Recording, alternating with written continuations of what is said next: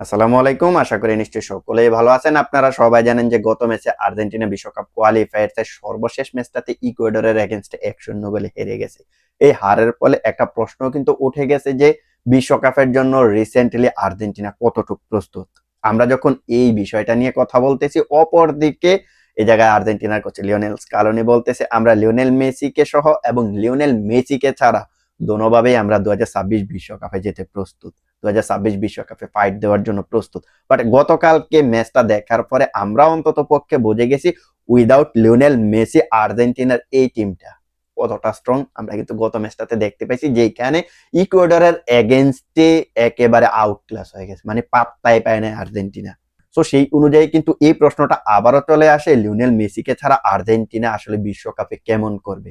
আমার কাছে এখনো পর্যন্ত মনে হয় যে লিওনেল মেসিকে ছাড়া আর্জেন্টিনা অন্তত পক্ষে গতকালকার ম্যাচটা দেখার পরে আমার কাছে মনে হইতেছে লিওনেল মেসিকে ছাড়া আর্জেন্টিনা ২০২৬ বিশ্বকাপে নাথিং। আমার কাছে অন্তত পক্ষে মনে হইতেছে। দেখুন, গতকালকে আপনারা যারা ম্যাচটা দেখছেন ইকুয়েডরের বিপক্ষে আর্জেন্টিনার যে ম্যাচটা দেখছেন, আপনারা কি প্রত্যেকটা ডিপার্টমেন্ট নিয়ে স্যাটিসফাই? আপনি কি ডিফেন্স, মিডফিল্ড এবং ফাইনাল থার্ডে নিয়ে আশানুরূপ কিছু দেখতে পাইতেছেন? তাই আমি যদি ডিফেন্সের কথা বলি, তাহলে এই ম্যাচটাতে ডিফেন্সিভলি আর্জেন্টিনা এতটাই বাজে খেলছে যে এই ম্যাচটাতে আর্জেন্টিনা বারবার ডিফেন্স লাইনের যে প্লেয়ার গুলা রয়েছে তারা তাদের পজিশন লুজ করতেছিল। ইভেন তারা কিন্তু একের পর এক কার্ডও কনসিড করতেছিল। আমি যদি এখন নিকোলাস ওথামেন্ডের কথা বলি, তাহলে ভাই সে তো যেভাবে ভাই একটা ব্লেন্ডার করছে, যেভাবে আপনার কার্ড কনসিড করে মাঠ ছেড়ে দিছে, ওই মোমেন্টে আমার কাছে মনে হয়েছিল আসলে এই ম্যাচটাতে আর্জেন্টিনা সম্ভবত পয়েন্ট হারাইতে চলেছে। বাট পয়েন্ট হারাইতে চলেছে মানে এই না যে আমি ভাবতেছিলাম ম্যাচটা হেরে যাবে, বাট শেষ পর্যন্ত কিন্তু আমরা দেখছি যে ম্যাচটা হেরেই গেছে। এই ম্যাচে আমরা কিন্তু দেখছি যে একটা পেনাল্টিতে ইকুয়েডর গোল করেছে, যেটা ম্যাচের অতিরিক্ত সময়ের ১১ মিনিটে, প্রথম হাফের অতিরিক্ত সময়ের ১১ মিনিটে না ১৩ মিনিটে সম্ভবত একটা পেনাল্টি পেয়েছিল। ওইখান থেকে আর্জেন্টিনার জালে বলটা ফাটিয়ে দিল ইকুয়েডর, আর সেখান থেকে আর্জেন্টিনা শেষ পর্যন্ত আর ব্যাক করতে পারে নাই, কাম ব্যাক করতে পারে নাই। দেখুন, এই পেনাল্টিটা যখন আর্জেন্টিনা কনসিড করলো, এখানে কিন্তু আপনি নিকোলাস এটা এড়াইতে পারবেন না। সে হেড দিতে গিয়ে অপোনেন্টের ফরওয়ার্ডের মুখে কিন্তু একটা থাপ্পড় বসিয়ে দিয়েছে, যার কারণে এখানে ভাই একটা কার্ড দিয়েছিল না, ওরে না কার্ড দেয়নি, এখানে কার্ড দিলেও কিন্তু আমি তেমন একটা আহামরি এইখানে আমি অবাক হইতাম না। সে কিন্তু এই জায়গাটাতে একটা পেনাল্টি কনসিড করছে, আর এই পেনাল্টি কনসিড করার মাঝে এবং নিকোলাস ওথামেন্ডের কার্ড কনসিড করার মাঝে কিন্তু আমরা টোটালি বুঝতে পেরেছি যে আর্জেন্টিনার ডিফেন্স লাইন রিসেন্টলি ক্রিস্টিয়ান রোমেরোকে ছাড়া এই ডিফেন্স লাইনটা একেবারে উইক। নিকোলাস ওথামেন্ডের বয়স হয়ে গেছে, তার এখন স্পিড নাই। সো একবার যখন অপোনেন্টের প্লেয়ারদের সঙ্গে যখন সে 1 by 1 পিছনে পড়ে যায়, তখন কিন্তু আর সে বল রিকভারি করতে পারে না। তো ক্রিস্টিয়ান রোমেরো হইলো হয়তোবা এই জায়গাটাতে আমরা আর্জেন্টিনার ডিফেন্সটা আরো স্ট্রং দেখতাম। সো এখন আরো একটা প্রশ্ন উঠে গেছে, আর্জেন্টিনার যে ডিফেন্স লাইনটা রয়েছে ওই ডিফেন্স লাইনটা ২০২৬ বিশ্বকাপে কেমন হবে? দেখুন, আমরা জানি যে ২০২৬ বিশ্বকাপে যদি এই জায়গায় ক্রিস্টিয়ান রোমেরো ইনজুরি পিক না করে, তাহলে অবভিয়াসলি সে এই জায়গাটাতে খেলতে চলেছে, তার পার্টনার কে হবে? লিসান্দ্রো মার্টিনেজকে কিন্তু একটা সময় আমরা দেখছি যে তার সঙ্গে ট্রাই করাইছিল, বাট লিসান্দ্রো এখন ইনজুরিতে। সো ইনজুরি থেকে ব্যাক করে লিসান্দ্রোকে নিয়ে কি এই জায়গাটাতে লিওনেল স্কালোনি ক্রিস্টিয়ান রোমেরোর পার্টনার বানাবে, নাকি এই জায়গাটাতে আবারও নিকোলাস ওথামেন্ডিকে সুযোগ দিবে? এটা কিন্তু বিশাল একটা প্রশ্ন। আমরা যদি ফুল ব্যাকের কথা বলি ভাই, এই ম্যাচটাতে বিশেষ করে নাহুয়েল মলিনা যে কাজটা করছে, একের পর এক পজিশন লুজ করছে, মিস পাসিং, আপনার বল রিকভারি করতে পারে নাই, বল হোল্ড করে রাখতে পারে নাই, তার কাছ থেকে বল কেড়ে নিতেছে বারবার। সো এই পজিশনটাতেও কিন্তু আর্জেন্টিনার বিশাল একটা উইকনেস রয়েছে। হ্যাঁ, শুরুটা করছে গঞ্জালো মন্টিয়াল, পরবর্তীতে নাহুয়েল মলিনা শুরু করছে। দোনোটা প্লেয়ারের একই অবস্থা। রিসেন্টলি দুইটা প্লেয়ার কিন্তু এই মুহূর্তে তেমন কোনো ভালো ফর্মে নাই।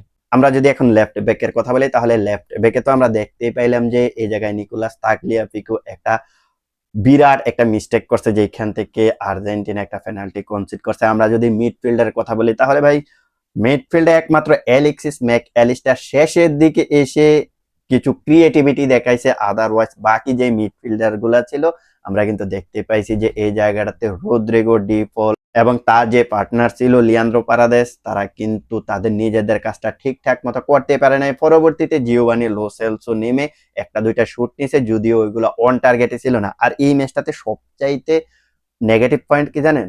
আর্জেন্টিনা অপোনেন্টের চাইতেও অধিক পরিমাণ বল বেশি দখলে রেখেও তারা কিন্তু ওপোনেন্টের চাইতে কম শুট নিয়েছে এবং একটাও কিন্তু অন টার্গেট শুট রাখতে পারে নাই, যারা কিনা এই ম্যাচটাতে 57% বল দখলে রেখে টোটালি 8টা শুট নিয়েছে, যেখানে একটাও তাদের অন টার্গেটই ছিল না। অপরদিকে ইকুয়েডর এই ম্যাচটাতে মাত্র 43% বল দখলে রেখে তারা টোটালি 11টা শুট নিছে, যেখানে 4টা ছিল তাদের অন টার্গেট। সো বুঝতে পারতেছেন আপনি, অফেন্সিভলিও আর্জেন্টিনাকে মারা দিয়ে দিয়েছে ইকুয়েডর। আমরা যদি এখন ফাইনাল থার্ডের কথা বলি ভাই, ফাইনাল থার্ডের একটা কথাই বলবো, ফ্রাঙ্কো মাস্তানতুনু যে হাইপ নিয়ে আর্জেন্টিনা টিমে এসেছে এবং যেভাবে তিনি রিয়াল মাদ্রিদে গেছেন, সেই হাইপের ছিটে ফোটা এখনো পর্যন্ত রিয়াল মাদ্রিদে এবং আর্জেন্টিনার টিমে আমি দেখতে পাইনি। আর্জেন্টিনার টিমে সে গত ম্যাচটাতে তিনি ফার্স্ট স্টার্টিং 11-এ এসেছিলেন এবং এই ম্যাচটাতে সাবস্টিটিউট হিসেবে নেমেছেন। বাট বিলিভ করেন, সে যেভাবে ব্যাক পাস খেলে, ওর খেলাটা অনেকে ওর এই মেসির সঙ্গে তুলনা করতেছে। ভাই ঘন্টা ঘন্টা মেসি কোথায় আর ও কোথায়? ওরা যদি আপনি যদি ডি মারিয়ার উঠতি বয়সের কথা যদি চিন্তা করেন, ওর বয়সটা এখন যেরকম 18, ডি মারিয়ার যদি 18 বছর কথাও যদি হিসেব করেন, ওই ডি মারিয়ার সমানও তার যোগ্যতা এখনো পর্যন্ত, ওই 18 বছর বয়সী ডি মারিয়ার সমান যোগ্যতা আমার কাছে মনে যায় নাই। ওরে কিভাবে আপনারা মেসির সঙ্গে তুলনা করেন? হ্যাঁ, হয়তো ইন ফিউচারে সে ভালো করবে, কিন্তু এখনো পর্যন্ত সেই ভালো করার লক্ষণ কিন্তু আমরা দেখতে পাইনি। ভাই এই ম্যাচটাতে তারা নাম্বার 10 জার্সিটা দেওয়া হয়েছে, বাট সে কি করলো? এই নাম্বার 10 এর ইজ্জতটাই, লিওনেল মেসির নাম্বার 10 জার্সিটার ইজ্জতটাই মেরে দিল।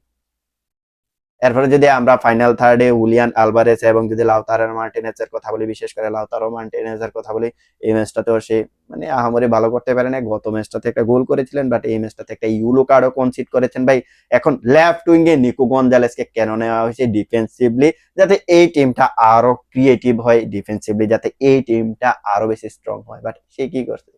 কাজের কাজ কিছু করতে পারছে? ভাই ও বল নিয়ে রান করতেছে, ড্রিবল করতে পারতেছে না, একদম বল রিকভারি করতে পারতেছে না। ওরে বিশেষ করে অফেন্সিভলি এবং ডিফেন্সিভলি টিমটাকে স্ট্রং করার জন্য নেওয়া হয়েছে। অফেন্সিভলি তো বাদে দিলাম, ডিফেন্সিভলিও সে কিছু করতে পারে নাই। তো আসলে এই জায়গাটাতে একটা প্রশ্ন থেকে যায়, 2026 বিশ্বকাপে আসলে কি নিকোলাস গঞ্জালোসকে কি আর্জেন্টিনার প্ল্যানে রাখবেন? হ্যাঁ, প্ল্যানে রাখবেন, কিন্তু তাকে কি স্টার্টিং 11-এ নিয়ে আসবেন? এক্সপেরিমেন্ট করার জন্য আবারও কি তাকে স্টার্টিং 11-এ নিয়ে আসবেন? এই প্রশ্নগুলা কিন্তু এখন আমাদের সামনে চলে আসতেছে। সো সবকিছু মিলিয়ে আমার কাছে যেই জিনিসটা মনে হইতেছে, without Lionel Messi nothing Argentina 2026 বিশ্বকাপে হবে। অন্ততপক্ষে আমার কাছে মনে হয়। আপনারা এখন বলতে পারেন যে এই টিমটা নিয়েই তো লিওনেল মেসিকে ছাড়াই তো আর্জেন্টিনা বিগত 3-4 মাস আগে ব্রাজিলকে 4-1 গোলে উড়িয়ে দিয়েছিল। ভাই ওটা অতীত হয়ে গেছে। এখন রিসেন্ট পারফরমেন্সটা আপনার দেখতে হবে। রিসেন্ট পারফরমেন্স কেমন করতেছে আর্জেন্টিনা, সেই জিনিসটা কিন্তু দেখতে হবে। দেখুন, আর্জেন্টিনা যখন 2022 বিশ্বকাপে গেছিল, তখন টানা তারা 36টা ম্যাচ অপরাজিত থেকে বিশ্বকাপে গেছে। কিন্তু এখন আর্জেন্টিনা যখন 2026 বিশ্বকাপে যাবে, তারা কি নিয়ে যাইতেছে? পারফরমেন্সটাও কিন্তু আহামরি তেমন একটা ভালো না। হ্যাঁ, এই জায়গাটাতে লিওনেল স্কালোনি হয়তো এক্সপেরিমেন্ট করার জন্য এমন কিছু সিদ্ধান্ত নিয়েছেন যে কিছু কিছু প্লেয়ারকে স্টার্টিং 11-এ এনেছেন, যে প্লেয়ারগুলো বেঞ্চে থাকতো, বেঞ্চ থেকে স্টার্ট করতো এক্সপেরিমেন্ট করার জন্য, আপনি হয়তো বা বলতে পারেন। কিন্তু এই এক্সপেরিমেন্ট থেকেও আমরা যে জিনিসটা বুঝতে পাইছি, লিওনেল স্কালোনের সাবস্টিটিউট হিসেবে যে প্লেয়ারগুলো এখন তার প্ল্যানে আছে, তারা সেই পরিমাণ ফর্মে নাই। টোটালি তাদের পারফরমেন্সটা কিন্তু এখন জিরো। এছাড়া কিন্তু আর বেশি কিছু আমরা বলতে পারবো না। আশানুরূপ কোনো ফলাফল এই ম্যাচটা থেকে আমরা, আশানুরূপ কিছু কিন্তু আমরা এই ম্যাচটাতে দেখতে পারি নাই আর্জেন্টিনার। তো এই ব্যাপারে আপনাদের মতামত কি? আর্জেন্টিনার যে সংকটের মধ্যে দিয়ে যাচ্ছে, সেই সংকটটা কাটিয়ে তারা 2026 বিশ্বকাপের জন্য ফেভারিট একটা টিম হয়ে যেতে পারবে কিনা? এখনো পর্যন্ত কিন্তু তারা 2026 বিশ্বকাপের ফেভারিট, কিন্তু এই ম্যাচটা দেখার পরে আপনি বলতে পারবেন না যে তারা সেই আগের মতো ফেভারিট হিসেবে যাবে, যেমনটা আমরা 2022 বিশ্বকাপে দেখেছিলাম যে ফেভারিটের তকমা নিয়ে তারা গিয়েছিল 1-2-3 এর মধ্যে। তারা মানে ওই মোমেন্টে একটা যে জরিপ করা হয়েছিল 2022 বিশ্বকাপের আগে, আর্জেন্টিনা 1-2-3 এর মধ্যে ছিল। এবার কিন্তু আমার কাছে মনে হয় না যে 1-2-3 এর মধ্যে থাকবে। তো এই ব্যাপারে আপনাদের মতামত কি, সেটা আপনারা কমেন্ট সেকশনে জানিয়ে দিতে পারেন। তো আজকের ভিডিওটা এখানে শেষ করব। দেখা হবে অন্য কোনো এক ভিডিওতে। সে পর্যন্ত ভালো থাকবেন।